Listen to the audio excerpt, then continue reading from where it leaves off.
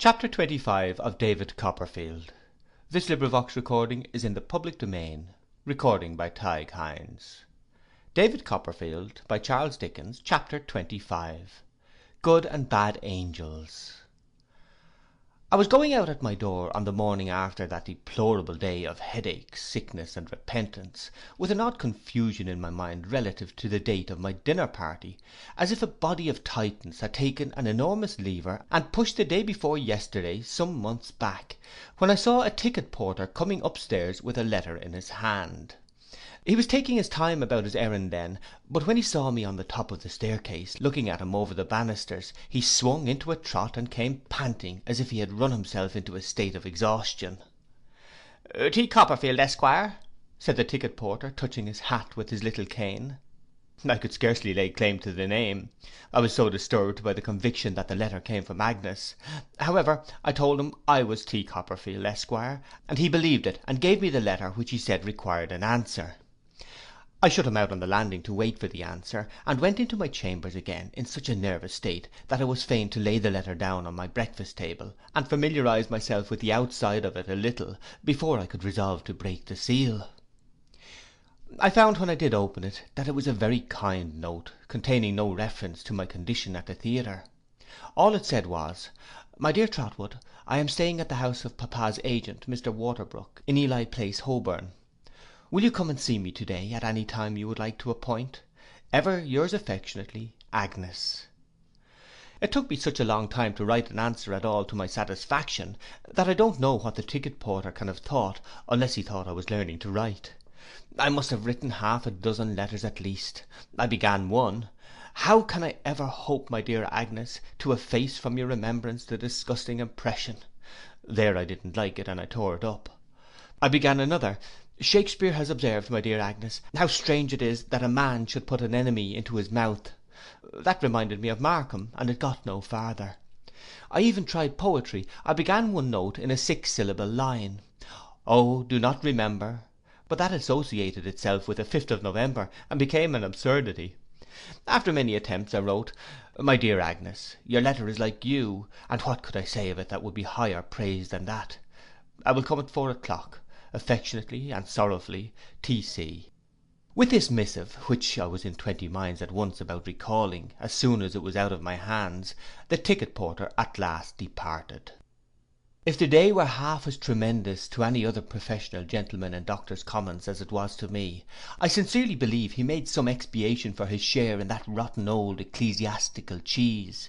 Although I left the office at 3:30, and was prowling about the place of appointment within a few minutes afterwards, the appointed time was exceeded by a full quarter of an hour, according to the clock of St. Andrew's, Holborn, before I could muster up sufficient desperation to pull the private bell handle let into the left-hand door post of Mr. Waterbrook's house. The professional business of Mr. Waterbrook's establishment was done on the ground floor, and the genteel business, of which there was a good deal, in the upper part of the building. I was shewn into a pretty but rather close drawing room, and there sat Agnes netting a purse. She looked so quiet and good, and reminded me so strongly of my airy fresh school days at Canterbury, and the sodden, smoky, stupid wretch I had been the other night, that nobody being by, I yielded to my self-reproach and shame, and, in short, made a fool of myself. I cannot deny that I shed tears. To this hour I am undecided whether it was upon the whole the wisest thing I could have done, or the most ridiculous. "If it had been any one but you, Agnes," I said, turning away my head, "I should not have minded it half so much; but that it should have been you who saw me, I almost wish I had been dead first." She put her hand, its touch was like no other hand, upon my arm for a moment, and I felt so befriended and comforted, that I could not help moving it to my lips, and gratefully kissing it. "Sit down," said Agnes cheerfully. "Don't be unhappy, Trotwood. If you cannot confidently trust me, whom can you trust?" "Oh, Agnes," I returned, "you are my good angel." She smiled rather sadly, I thought, and shook her head. "Yes, Agnes, my good angel, always my good angel." "If I were indeed, Trotwood," she returned, "there is one thing that I should set my heart on very much." I looked at her inquiringly, but already with a foreknowledge of her meaning. "On warning you," said Agnes, with a steady glance, "against your bad angel." 'My dear Agnes,' I began, 'you mean Steerforth?' 'I do, Trotwood,' she returned. 'Then, Agnes, you wrong him very much. He my bad angel, or any one's! He anything but a guide, a support, and a friend to me! My dear Agnes, now is it not unjust and unlike you to judge him from what you saw of me the other night?' 'I do not judge him from what I saw of you the other night,' she quietly replied. 'From what then?' 'From many things, trifles in themselves, but they do not seem to me to be so when they are put together. I judge him partly from your account of him, Trotwood, and your character, and the influence he has over you.' There was always something in her modest voice that seemed to touch a chord within me, answering to that sound alone. It was always earnest, but when it was very earnest, as it was now, there was a thrill in it that quite subdued me. I sat looking at her as she cast her eyes down on her work. I sat seeming still to listen to her, and Steerforth, in spite of all my attachment to him, darkened in that tone. 'It's very bold in me,' said Agnes, looking up again, 'who have lived in such seclusion, and can know so little of the world, to give you my advice so confidently, or even to have this strong opinion; but I know in what it is engendered, Trotwood, in how true a remembrance of our having grown up together, and in how true an interest in all relating to you. It is that which makes me bold. I am certain that what I say is right. I am quite sure it is. I feel as if it were some one else speaking to you, and not I, when I caution you that you have made a dangerous friend.' Again I looked at her, again I listened to her after she was silent, and again his image, though it was still fixed in my heart, darkened. 'I am not so unreasonable as to expect,' said Agnes, resuming her usual tone, after a little while, 'that you will, or that you can, at once change any sentiment that has become a conviction in you, least of all a sentiment that is rooted in your trusting disposition. You ought not hastily do that. I only ask you, Trotwood, if you ever think of me, I mean,' with a quiet smile, for I was going to interrupt her, and she knew why, 'as often as you think of me, to think of what I have said. Do you forgive me for all this?' 'I will forgive you, Agnes,' I replied, 'when you come to do Steerforth justice, and to like him as well as I do.' 'Not until then,' said Agnes. I saw a passing shadow on her face when I made this mention of him, but she returned my smile, and we were again as unreserved in our mutual confidence as of old. 'And when, Agnes,' I said, 'will you forgive me the other night?' 'When I recall it,' said Agnes. She would have dismissed the subject so, but I was too full of it to allow that, and insisted on telling her how it happened that I had disgraced myself, and what chain of accidental circumstances had had the theatre for its final link. It was a great relief to me to do this, and to enlarge on the obligation that I owed to Steerforth for his care of me, when I was unable to take care of myself. 'You must not forget,' said Agnes, calmly changing the conversation as soon as I had concluded, 'that you are always to tell me, not only when you fall into trouble, but when you fall in love. Who has succeeded to Miss Larkins, Trotwood?'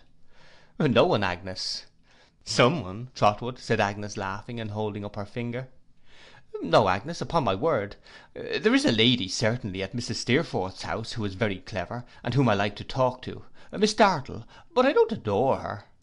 Agnes laughed again at her own penetration, and told me that if I were faithful to her in my confidence, she thought she would keep a little register of my violent attachments, with the date, duration, and termination of each, like the table of the reigns of the kings and queens in the history of England. Then she asked me if I had seen Uriah.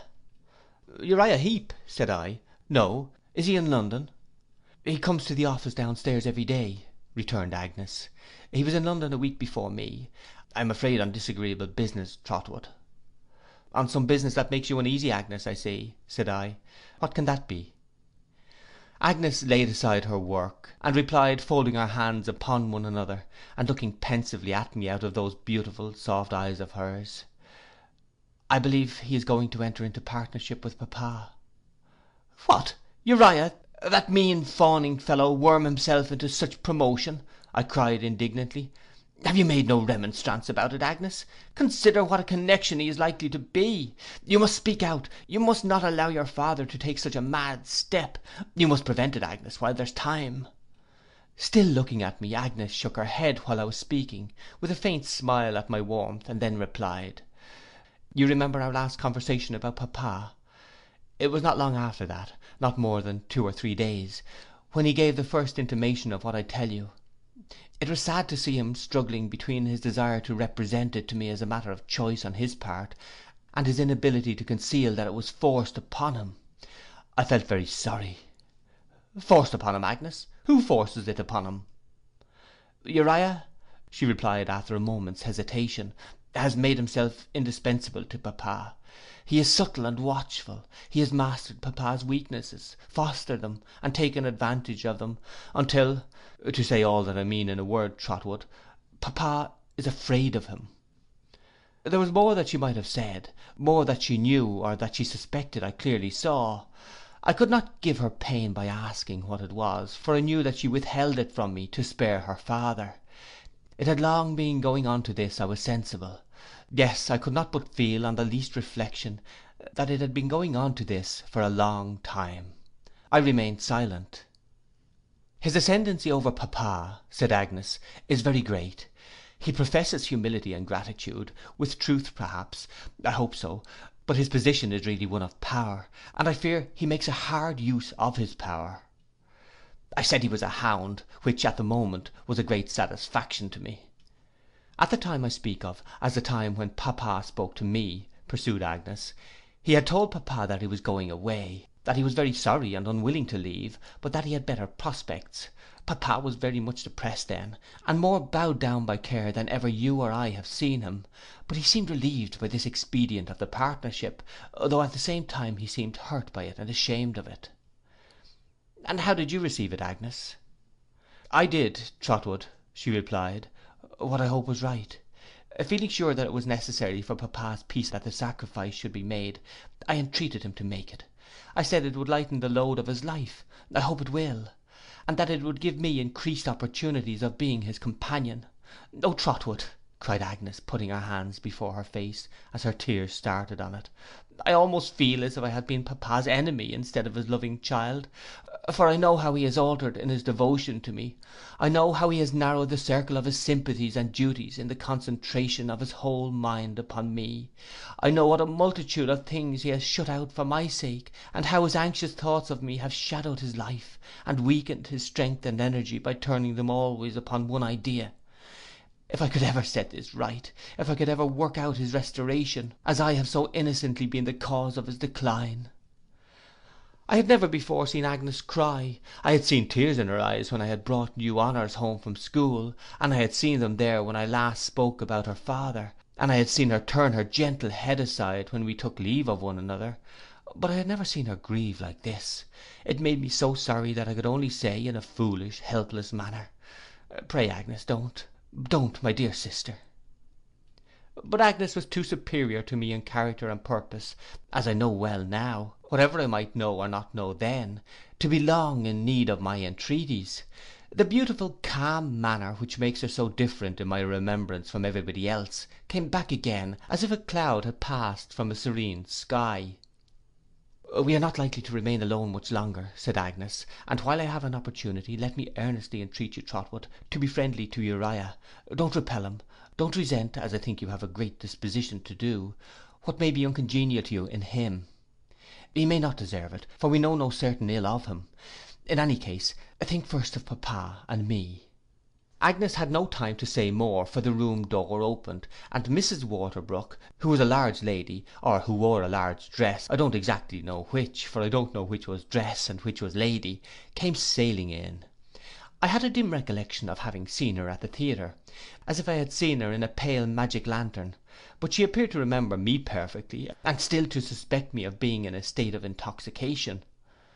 Finding by degrees, however, that I was sober, and, I hope, that I was a modest young gentleman, Mrs. Waterbrook softened towards me considerably, and inquired firstly, if I went much into the parks, and secondly, if I went much into society. On my replying to both of these questions in the negative, it occurred to me that I fell again in her good opinion, but she concealed that gracefully, and invited me to dinner next day. I accepted the invitation, and took my leave, making a call on Uriah in the office as I went out, and leaving a card for him in his absence. When I went to dinner the next day, and on the street door being opened, plunged into a vapour bath of haunch of mutton, I divined that I was not the only guest, for I immediately identified the ticket porter in disguise assisting the family servant, and waiting at the foot of the staircase to carry up my name. He looked to the best of his ability, when he asked me for it confidentially, as if he had never seen me before; but well did I know him, and well did he know me. Conscience made cowards of us both. I found Mr. Waterbrook to be a middle-aged gentleman with a short throat and a good deal of shirt collar, who only wanted a black nose to be the portrait of a pug dog. He told me he was happy to have the honour of making my acquaintance, and when I had paid my homage to Mrs. Waterbrook, presented me with much ceremony to a very awful lady in a black velvet dress, with a great black velvet hat, whom I remember looking like a near relation of Hamlet's, say his aunt. Mrs. Henry Spiker was this lady's name, and her husband was there too. So cold a man, that his head, instead of being grey, seemed to be sprinkled with hoar frost. Immense deference was shewn to the Henry Spikers, male and female, which Agnes told me was on account of Mr. Henry Spiker being solicitor to something or to somebody, I forget what or which, remotely connected with the Treasury.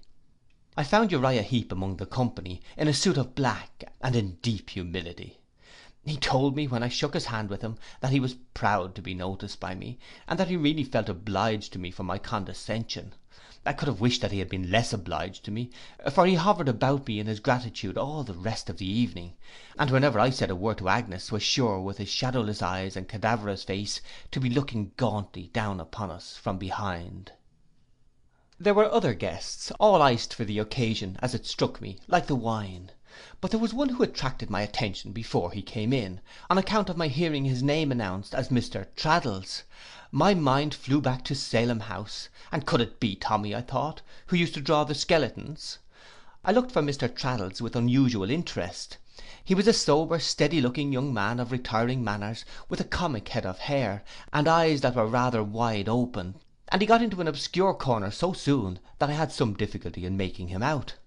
At length I had a good view of him, and either my vision deceived me, or he was the old unfortunate Tommy. I made my way to Mr. Waterbrook, and said that I believed I had the pleasure of seeing an old schoolfellow there. Indeed, said Mr. Waterbrook, surprised, you are too young to have been at school with Mr. Henry Spiker. Oh, I don't mean him, I returned, I mean the gentleman named Traddles. Ah, aye, indeed, said my host, with much diminished interest, possibly. If it's really the same person, I said, glancing towards him.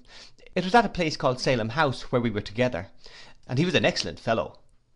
Ah, yes, Traddles is a good fellow, returned my host, nodding his head with an air of toleration. Traddles is quite a good fellow. This is a curious coincidence, said I.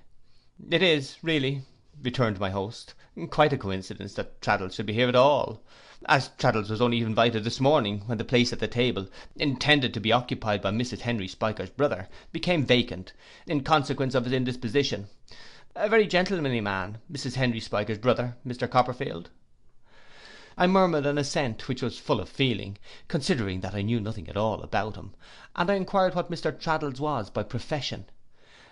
Traddles, returned Mr. Waterbrook, is a young man reading for the bar. Yes, he's quite a good fellow, nobody's enemy but his own. Is he his own enemy? I said, sorry to hear this. Well, returned Mr. Waterbrook, pursing up his mouth and playing with his watch chain in a comfortable, prosperous sort of way, I should say he was one of those men who stand in their own light.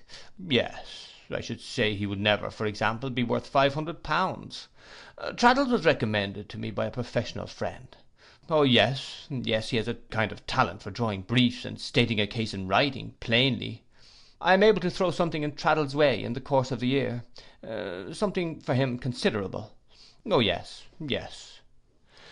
I was much impressed by the extremely comfortable and satisfied manner in which Mr. Waterbrook delivered himself of this little word yes every now and then. There was wonderful expression in it. It completely conveyed the idea of a man who had been born, not to say with a silver spoon, but with a scaling ladder, and had gone on mounting all the heights of life one after another, until now he looked from the top of the fortifications with the eye of a philosopher and patron on the people down in the trenches. My reflections on this theme were still in progress when dinner was announced. Mr. Waterbrook went down with Hamlet's aunt. Mr. Henry Spiker took Mrs. Waterbrook. Agnes, whom I should have liked to take myself, was given to a simpering fellow with weak legs. Uriah, Traddles, and I, as the junior part of the company, went down last how we could. I was not so vexed with losing Agnes as I might have been, since it gave me an opportunity of making myself known to Traddles on the stairs, who greeted me with great fervour, while Uriah writhed with such obtrusive satisfaction and self-abasement, that I could gladly have pitched him over the banisters. Traddles and I were separated at table, being billeted in two remote corners, he in the glare of a red velvet lady, I in the gloom of Hamlet's aunt. The dinner was very long, and the conversation was about the aristocracy and blood. Mrs. Waterbrook repeatedly told us that if she had a weakness it was blood. It occurred to me several times that we should have got on better if we had not been quite so genteel. We were so exceedingly genteel that our scope was very limited, and Mr. and Mrs. Gulpidge were of the party, who had something to do at second hand, at least Mr. Gulpidge had, with the law business of the bank, and what with the bank and what with the treasury, we were as exclusive as the court circular. To mend the matter, Hamlet's aunt had the family failing of indulging in soliloquy, and held forth in a desultory manner by herself on every topic that was introduced.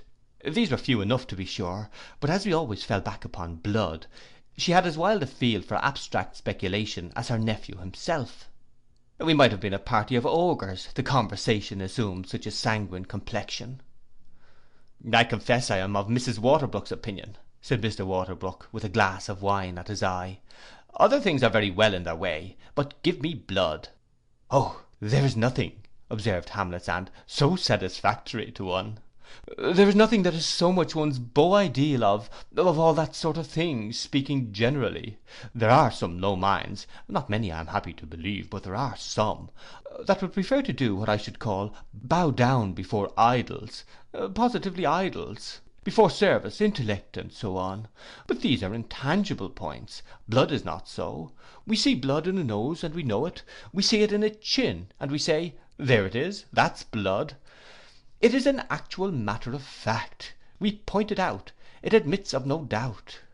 The simpering fellow with the weak legs, who had taken Agnes down, stated the question more decisively yet, I thought.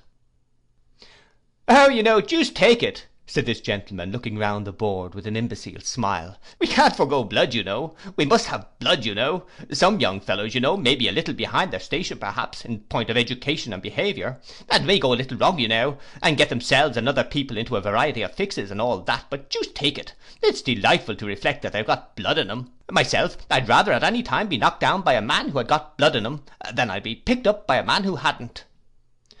This sentiment, as compressing the general question into a nutshell, gave the utmost satisfaction, and brought the gentleman into great notice until the ladies retired.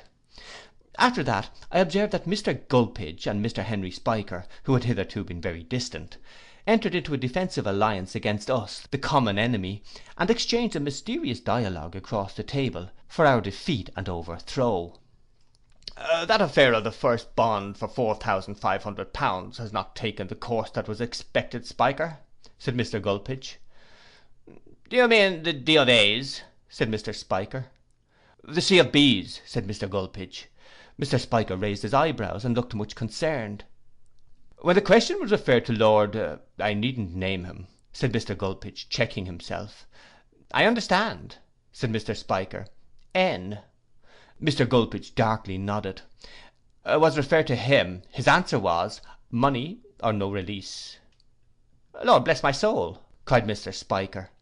Money or no release, repeated Mr. Gulpidge firmly, the next in reversion. You understand me? K, said Mr. Spiker with an ominous look. K, then positively refused to sign. He was attended at Newmarket for that purpose, and he point blank refused to do it. Mr. Spiker was so interested that he became quite stony. So the matter rests at this hour, said Mr. Gulpidge, throwing himself back in his chair. Our friend Waterbrook will excuse me if I forbear to explain myself generally on account of the magnitude of the interests involved. Mr. Waterbrook was only too happy, as it appeared to me, to have such interests and such names even hinted at across his table. He assumed an expression of gloomy intelligence, though I am persuaded that he knew no more about the discussion than I did, and highly approved of the discretion that had been observed.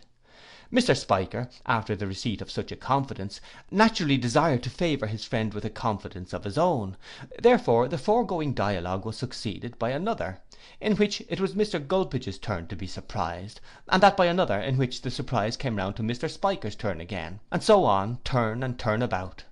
All this time we, the outsiders, remained oppressed by the tremendous interests involved in the conversation, and our host regarded us with pride as the victims of his salutary awe and astonishment.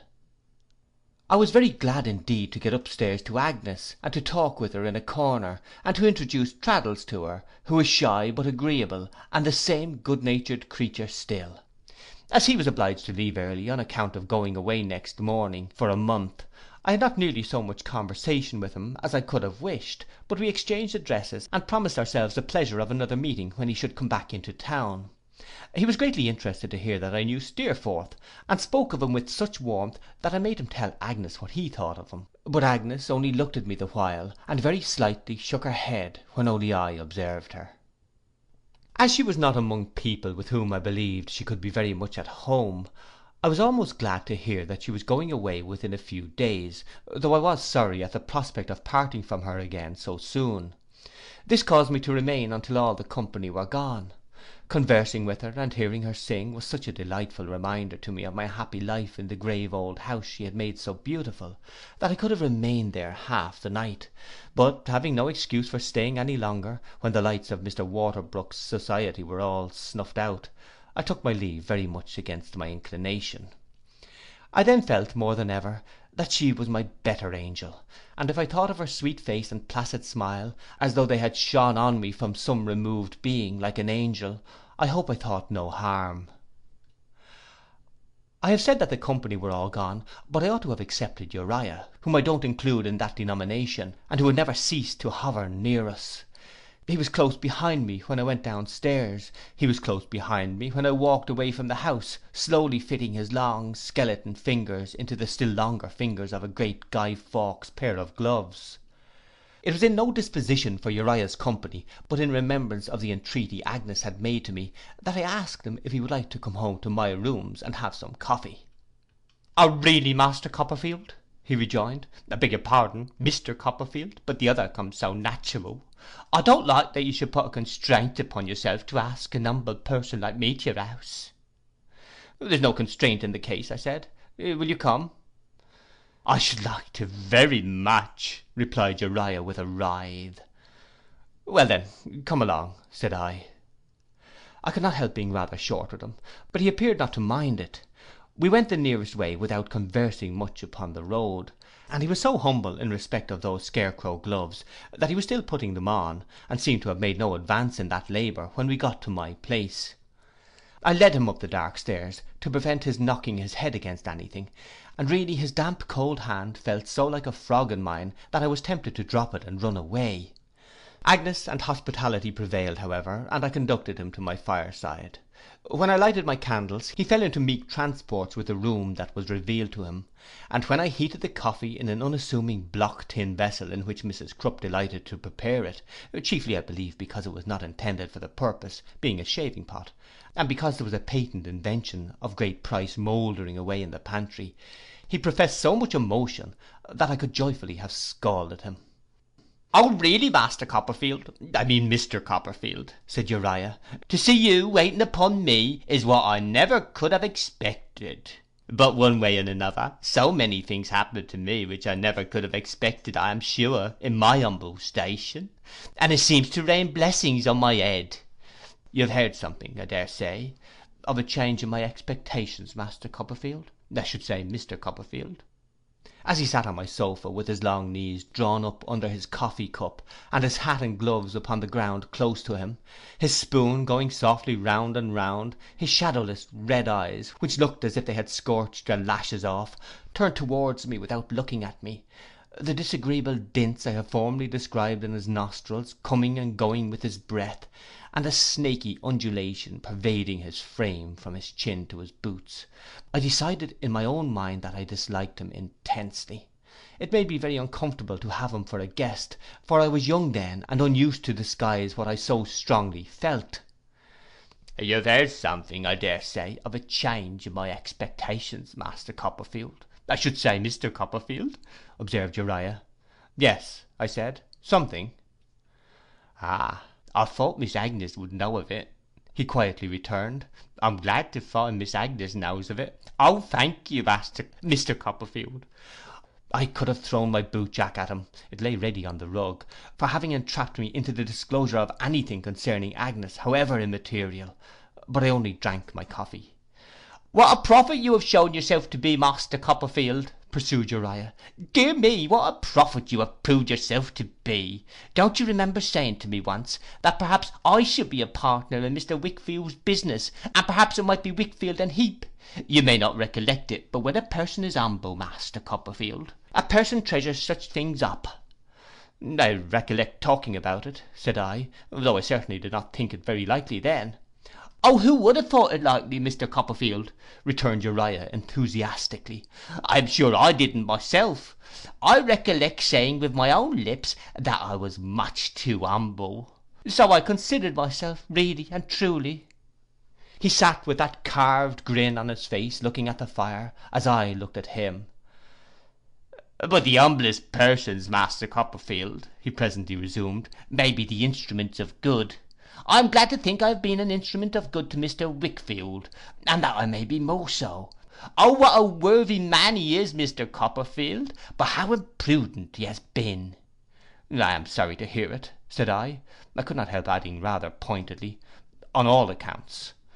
"Decidedly so, Mr. Copperfield," replied Uriah, "on all accounts. Miss Agnes above all. You don't remember your own eloquent expressions, Master Copperfield, but I remember how you said one day that everybody must admire her, and how I thanked you for it. You forgot that, I have no doubt, Master Copperfield." "No," I said drily. "Oh, how glad I am you have not," exclaimed Uriah, "to think that you should be the first to kindle the sparks of ambition in my humble breast, and that you have not forgot it. Oh!" "Would you excuse me for asking for a cup more coffee?" Something in the emphasis he laid upon the kindling of those sparks, and something in the glance he directed at me as he said it, had made me start as if I had seen him illuminated by a blaze of light. Recalled by his request, preferred to be in quite another tone of voice, I did the honours of the shaving pot, but I did them with an unsteadiness of hand, a sudden sense of being no match for him, and a perplexed suspicious anxiety as to what he might be going to say next, which I felt could not escape his observation.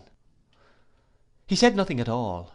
He stirred his coffee round and round, he sipped it, he felt his chin softly with his grisly hand, he looked at the fire, he looked about the room, he gasped rather than smiled at me, he writhed and undulated about in his deferential servility, he stirred and sipped again, but he left the renewal of the conversation to me. "So Mr. Wickfield," I said at last, "who is worth 500 of you, or me?"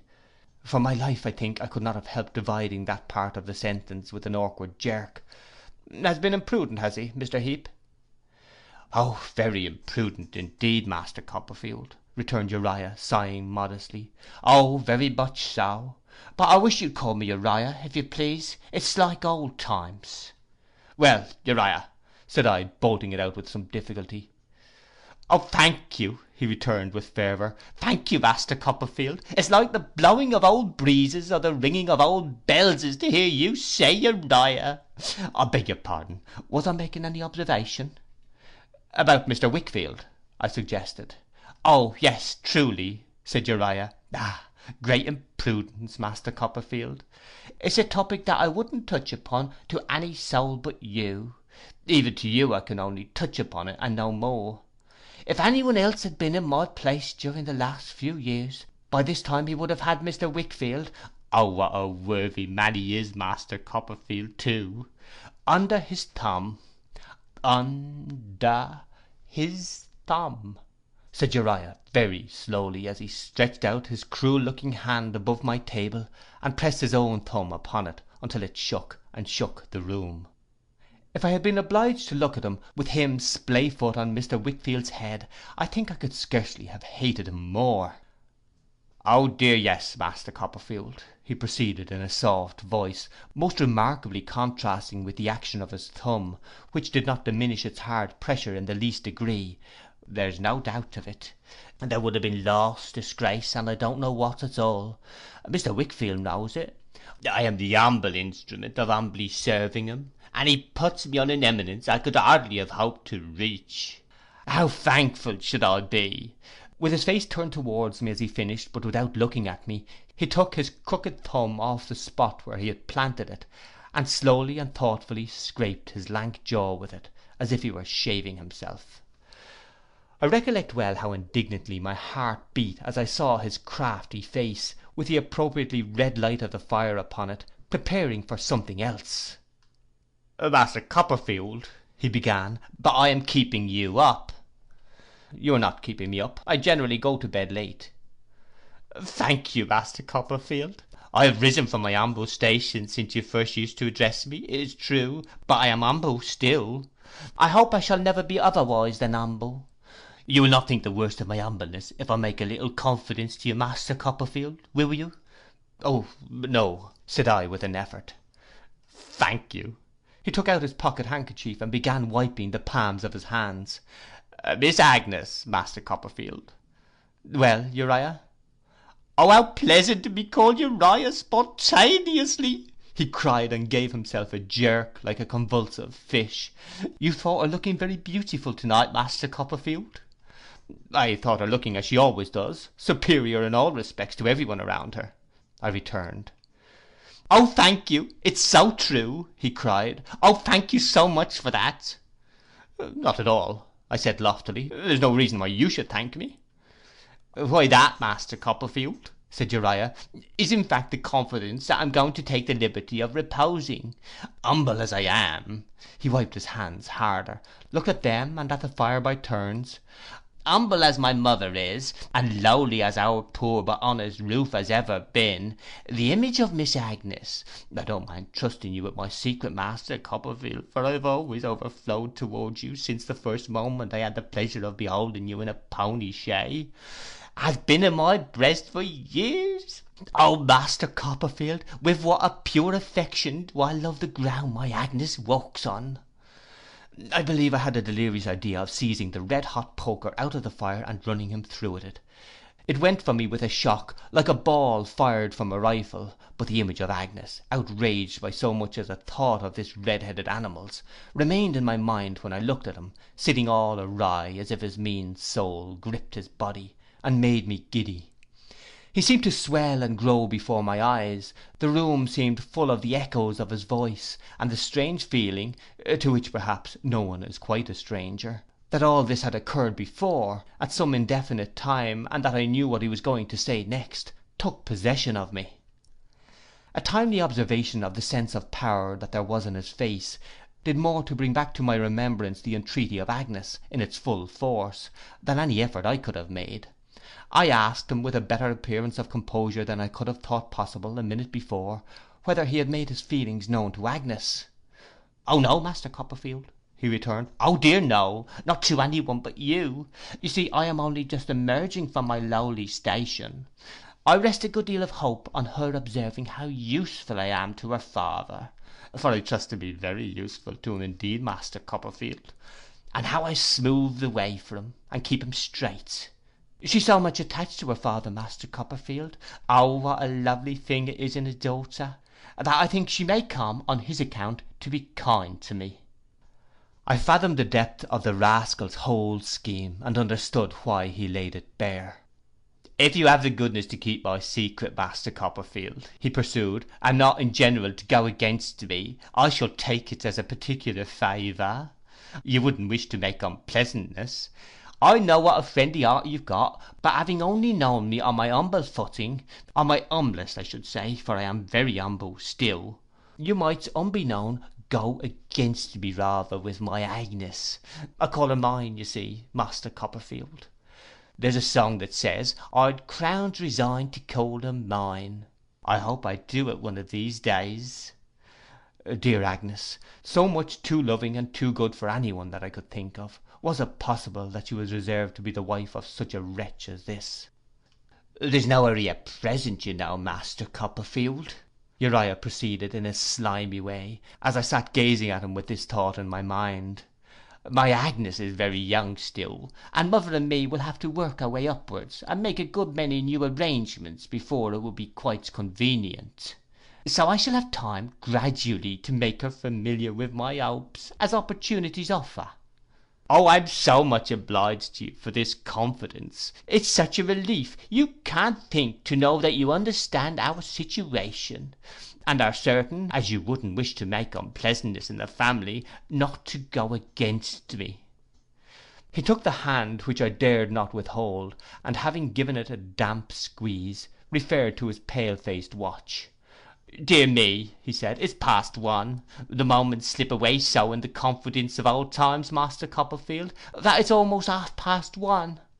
I answered that I had thought it was later, not that I had really thought so, but because my conversational powers were effectually scattered. 'Dear me,' he said, considering, 'the house that I'm stopping at, a sort of private hotel and boarding house, Master Copperfield, near the New River Head, will have gone to bed these 2 hours. 'I am sorry,' I returned, 'that there's only one bed here, and that I—' 'Oh, don't think of mentioning beds, Master Copperfield,' he rejoined ecstatically, drawing up one leg. 'But would you have any objections to my laying down before the fire?' 'If it comes to that,' I said, 'pray take the bed, and I'll lie down by the fire.'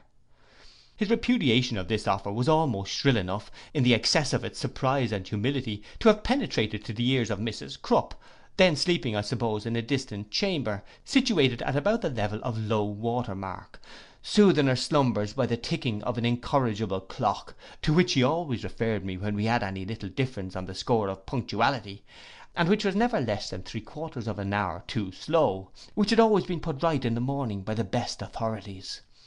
As no arguments I could urge in my bewildered condition had the least effect upon his modesty in inducing him to accept my bedroom, I was obliged to make the best arrangements I could for his repose before the fire. The mattress of the sofa, which was a great deal too short for his lank figure, the sofa pillows, the blanket, the table cover, a clean breakfast cloth, and a great coat, made him a bed and covering, for which he was more than thankful.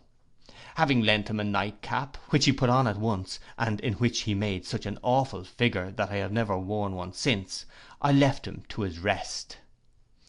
I shall never forget that night. I shall never forget how I turned and tumbled, how I wearied myself with thinking about Agnes and this creature, how I considered what I could do, and what I ought to do, how I could come to no other conclusion that the best course for her peace was to do nothing, and to keep to myself what I had heard. If I went to sleep for a few moments, the image of Agnes with her tender eyes, and of her father looking fondly on her, as I had often seen him look, arose before me with appealing faces, and filled me with vague terrors. When I awoke, the recollection that Uriah was lying in the next room sat heavy on me like a waking nightmare, and oppressed me with a leaden dread, as if I had some meaner quality of devil for a lodger. The poker got into my dozing thoughts besides, and wouldn't come out. I thought between sleeping and waking that it was still red hot, and I had snatched it out of the fire and run him through the body. I was so haunted at last by the idea, though I knew there was nothing in it, that I stole into the next room to look at him. There I saw him lying on his back, with his legs extending to I don't know where, gurglings taking place in his throat, stoppages in his nose, and his mouth open like a post office. He was so much worse in reality than in my distempered fancy, that afterwards I was attracted to him in very repulsion, and I could not help wandering in and out every half hour or so, and taking another look at him. Still the long, long night seemed heavy and hopeless as ever, and no promise of day was in the murky sky. When I saw him going down stairs early in the morning, for thank heaven he would not stay to breakfast, it appeared to me as if the night was going away in his person. When I went out to the commons, I charged Mrs. Crupp with particular directions to leave the windows open, that my sitting room might be aired and purged of his presence. Chapter 25